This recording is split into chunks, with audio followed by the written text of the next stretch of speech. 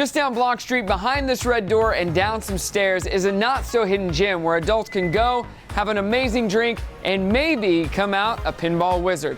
I'm going to try to do both, so follow me.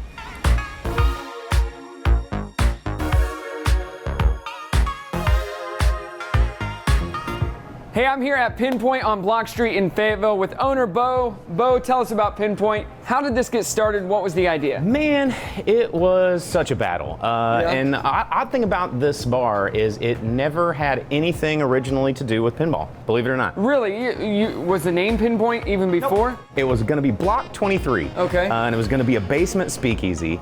And in the process of renovating this building, it took a year and a half to renovate this place because it was in bad shape. Right. And over that year and a half, pinball started to be trending online. People were asking for it more and more. Right. And on the coasts, people were opening up old retro arcades centered around pinball. And I just happened to be a collector of pinball. Really? So my hobby went from that weird, eccentric kind of thing that people were like, why do you collect these things, to, hey, we can't wait to play these things. And I thought, oh my gosh, I haven't announced the brand. Let's fuse these ideas, rebrand, and then Pinpoint was born. So you said you're a collector. Did you have pinball machines at your house? I had 17 pinball machines. At your house? Before I opened up, yeah.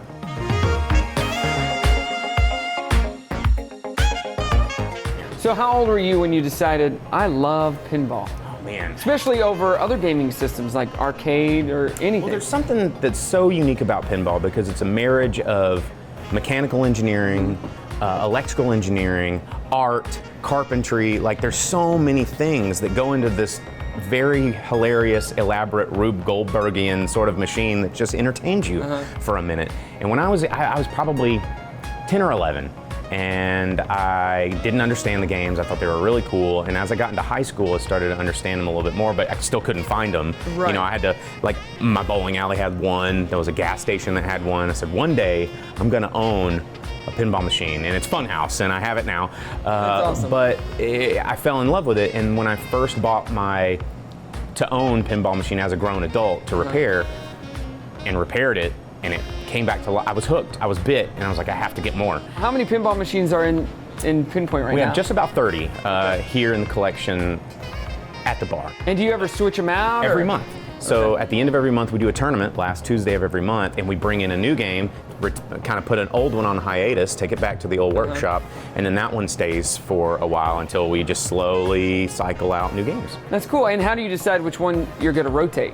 A couple of things. One, if one's been here for a long time and it's kind of stale, or something breaks and where we can't source a part, or it just needs to be retired for a minute, because you can't just run to the pinball store and buy pinball parts. Like, most of these games are 20 to 30 years old, so if a critical part breaks, we're kind of screwed, and we have to, you know, get online and search out web forums and send emails to people and other collectors to see if we can find the part that we need to keep that game running. If we can't, it needs to go back for a while.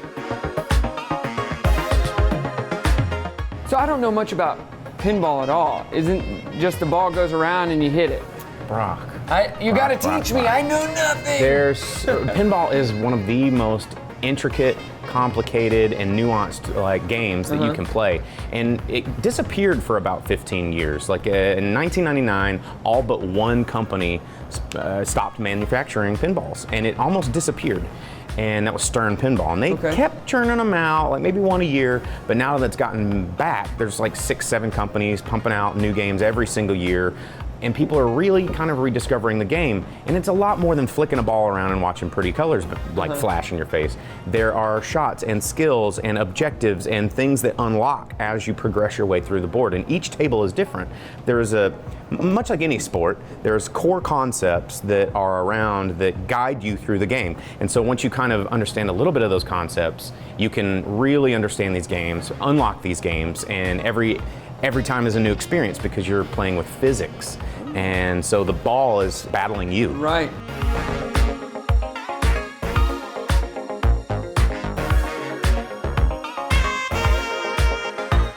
So we're behind the bar here. What are we making today? Tonight we're going to be making a bee's knees. Okay. I've already done this one. And so this is basically if you order a bee's knees and they don't really know what they're doing, they don't really care about gin, they're going to make it with whatever they have, and it's going to be something like this. Any other place, bee's knees? Bee's knees. Okay. It's not terrible.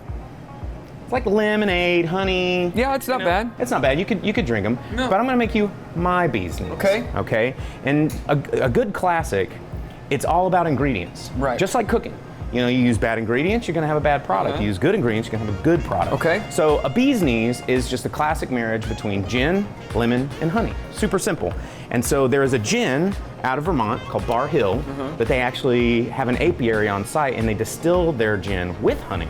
So we're gonna start with 2 ounces of that, and then we're gonna, of course, get some lemon. So usually a half of a lemon is a perfect amount, gives you just enough juice. Usually a half a lemon's gonna get about a half an ounce. I actually get the raw honey shipped in from that distillery. Oh, from the same one. From so the it can, same one. Okay, so that it makes can, sense. It can jive really, really well together. So you just get one nice big bar spoon of that raw honey, and then we're gonna add a bunch of ice here. Let me sneak past you there, Brock. And we're gonna shake the heck out of it. Do you sing a song when you shake it?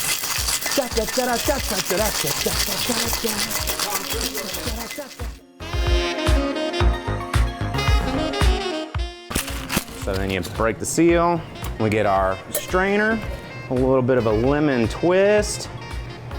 Now taste the difference. It's still gin, lemon, honey.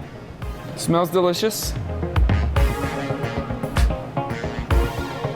Yeah, that's night and day. Isn't it totally different? That is completely different. Yeah, it's all in the ingredients. This is amazing. All right, so let's go check out some of these pinball machines. Yeah, don't forget your drink.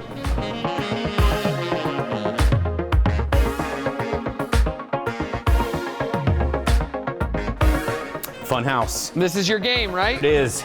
I've always wanted this game ever since I was a kid, and now I have it. Why? Why did you want this game? It's so creepy. Well, yes, that's part of it, but it was just a legendary game designer made this one. It was one of the most popular pinballs ever to hit the market at the time. Sold a lot of copies, super popular, and it's just fun. Is it a 4-player game as well? Always. Okay. Every game in here is a 4-player game. See, I would have not known that. And then check this out. Best part, Rudy talks to you. So we're gonna do another 2-player game. Come on in. Now step into the Funhouse.